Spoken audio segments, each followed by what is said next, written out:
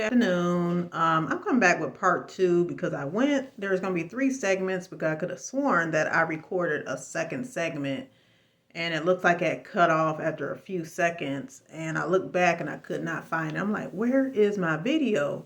But this is part two of my video segment. I'm uploading the first one now, but this is part two. So where I was leaving off at is I was speaking about how me and their father moved into an apartment together, about how it was, pretty cool at the beginning with us living together and all of that. And then it took a turn once I got pregnant with my oldest daughter. After I got pregnant, he started acting funny. And even though he's the one who wanted to have a child, but you're like, okay, we'll have a baby. It's just us two. And we end up getting one. And I'm having a daughter. And after I had my baby, my daughter, he started with the cheating and everything else, being disrespectful. And then even I would say the abuse started there. And he used to say, oh, I wish your stomach was the way that it was before you got pregnant. You knocked me up. So if you didn't want me to have any kids with you, then you could have just said that. If you wanted a slim belly and want to continue to have slim belly, but it wasn't about that. He was trying to make every excuse that he could make to be bothered with the dirt and to do whatever he was doing. So with that being said, just brush myself off real quick. So with that being said, pretty much relationship was pretty much going downhill from there. Because like with cheating, no woman or no man wants to be cheated on. But I was. And people think like, oh, well, you must have had a good time because they base things on looks. If you get with somebody who is not is certain of themselves and they're just mistreating you, it doesn't have nothing to do with you. It has something to do with them. Now, if you mistreated them, that's something completely different. But I never done anything to this man. So with that being said, after I had her, cheating started, and he became abusive to me verbally, emotionally. Of course, it starts with the words first, and then it's the hands-on. And in no way, shape, form, or fashion, no woman, no man deserves that. And that's what I was ended up with. And then my brother, he came to visit me some years later, and my parents were aware of what was going on. And I lived in a different city. I lived in Cincinnati, Ohio. They lived all the way in Michigan, so I lived in a different state as well. So it's different because when a narcissist has you like secluded and it's just them, they do different stuff. Now, if I had probably my family close by, and I don't believe anything probably would have transpired with me if I just said, hey, my brothers and my family live right next door. I don't think he would have pulled anything like that with me. But that's how some men and women are. But with narcissists, you have to be very careful. They gaslight you. You ready to leave them. They want to tell you how much they love you and everything else. And then if you do leave, they call you 2 or 300 different times if they can, asking, why you left and apologizing. They don't even mean it. They just want you to come back, not because they love you, but it's a blow to their ego that you left first and not them. So that's the thing. And some people say, oh, well, he loves me. He wants me back. Yeah, he wants you back probably to kill you. And then threaten you like, hey, if you leave me again, I'm going to kill you or some crazy stuff like that. I've left before. So this segment is going to be quick because this is part two, because I thought I had part two recorded. But that's when the abuse started. And pretty much more so, the more children I had, the more disrespectful he became. He was out there. And see, this is how good God is. He was out there catching STDs. And that's not funny. He caught crabs. I didn't catch crabs. Why? Because I wasn't sleeping with him. Whoever he slept with, that was him and her that got the crabs. So he gonna come and tell me, oh, well, I just want to let you know I got crabs. Okay, so what? He's like, well, you should take this medicine as a precaution. So I'm pregnant with your second child, and then you come to me talking about you have an STD from some tramp that you done met. But I guess he's felt like, okay, well, he should tell me per se, because I wasn't sitting up there trying to be around him sleeping. If I knew he was cheating, I was like, okay. And then I'm just like, okay, if you're closer by me and you're not going out in the street, okay, maybe I can, give myself to you. That's the way I was thinking. But by the grace of God, I did not get any STDs. He had to go to the doctor, get a little brown bottle, and rub this lotion on him and all that kind of different stuff. Just disgusting. I never had no STD whatsoever. No crabs, nothing. Anything that he caught did not touch me or my children. The blood of Jesus. God is good. God is great. And we thank him for his wisdom, understanding, his protection over my life. Because these ladies and gentlemen, I don't care. Some people don't. If someone can catch an STD and think they're gonna bring it back to you and give it to you, they don't care nothing about you. But first things for certain, second things for sure, he didn't bring me another nothing, anything. I've not had no STD from that man at all, ever. And I hear a lady saying, I've been burnt this time, burnt that time. What? The first burn would have been the last burn. And the first burn, he would have been dealt with. Because, no. That's somebody else's body. So you're going to lay up. And I've heard of young ladies who've been married and they men done laid up with women outside in the street and going to come home and bring it back to their home. No, you need to clear that up before you bring it back into the home. Better yet, you shouldn't even be out there messing around in the first place.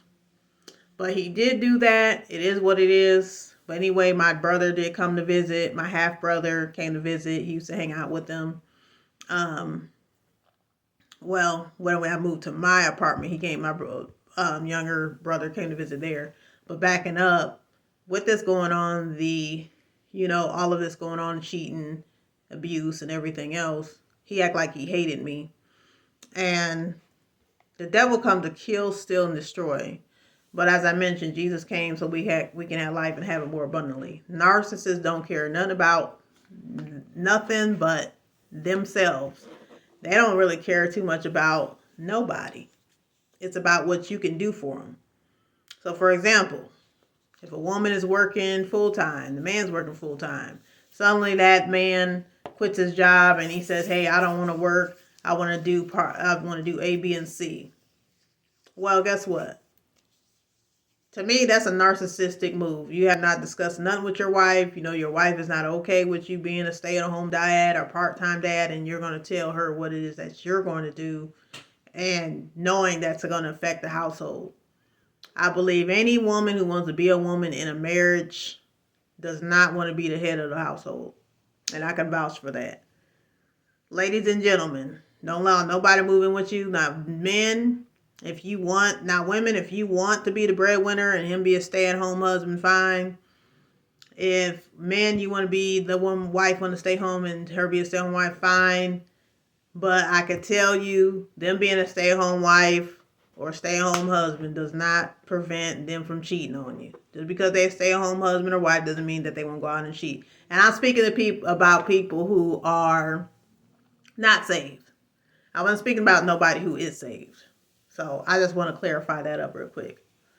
I just believe that the provider, to me, I believe that the man is supposed to be the provider and the wife is supposed to be the helpmeet.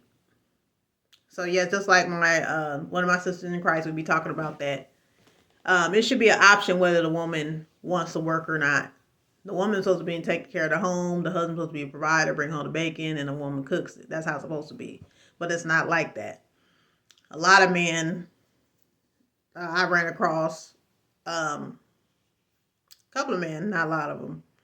They want to be the head of the house, but they don't want to do what it takes to be the head of the house. They don't want to be a provider. They don't want to be a sole provider, or they don't want to be the half provider. They want to take the woman's place without them having the genitalia.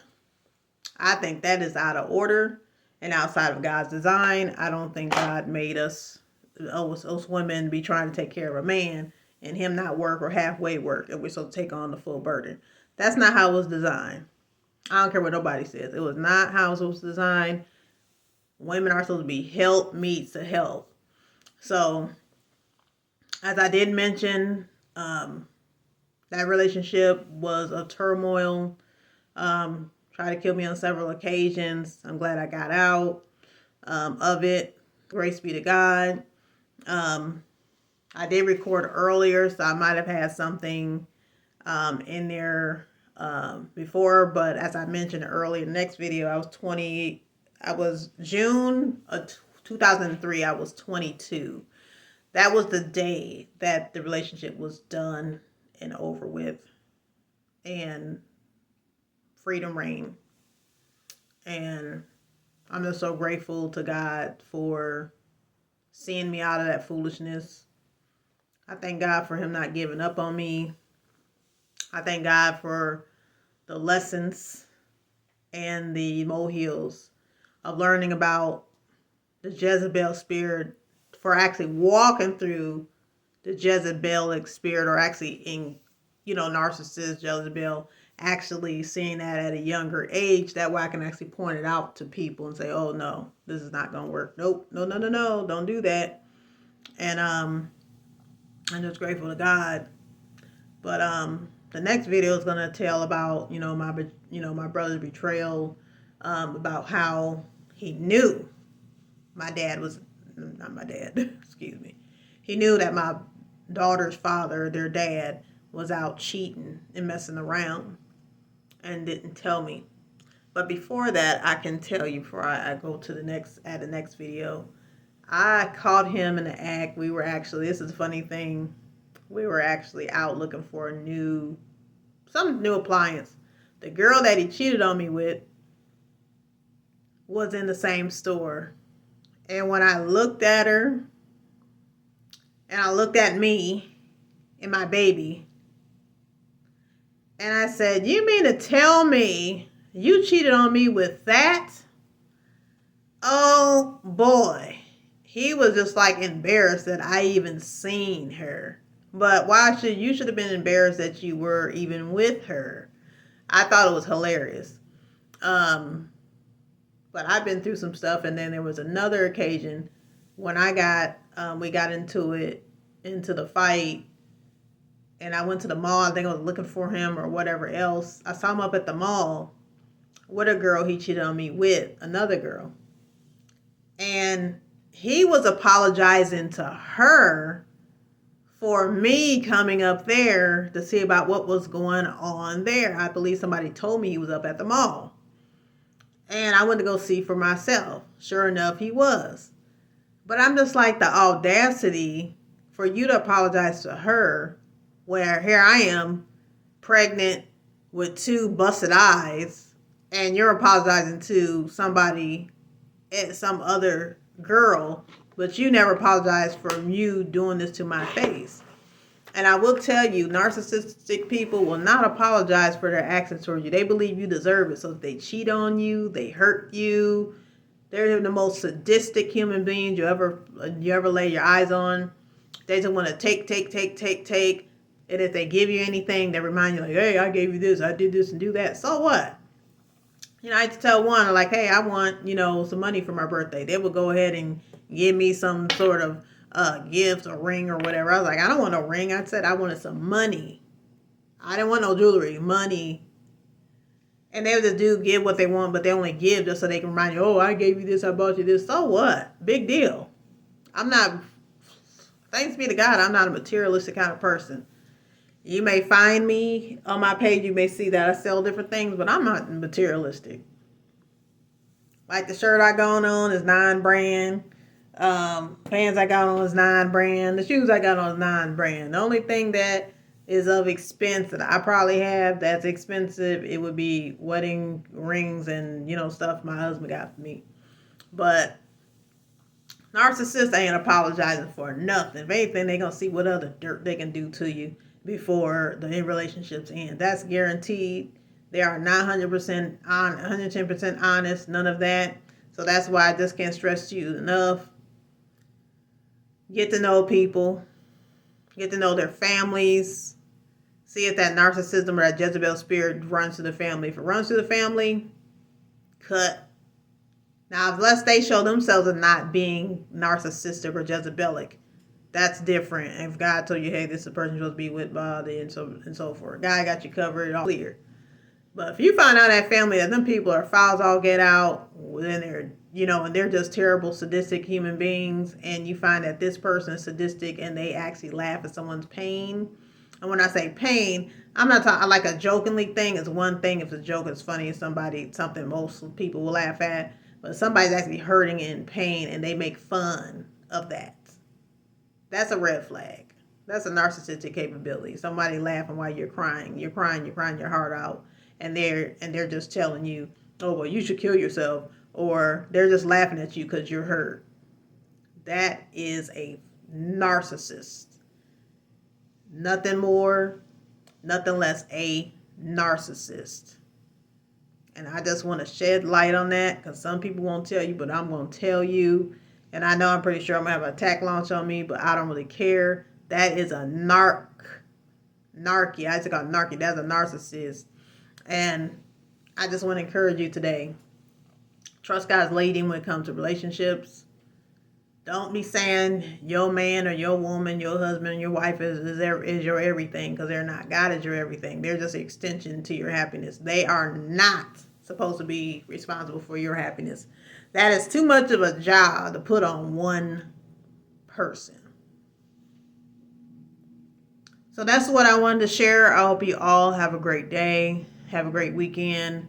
And wait until the next segment. Part 1 is loading. This is part 2. There will be a part 3. Stay tuned.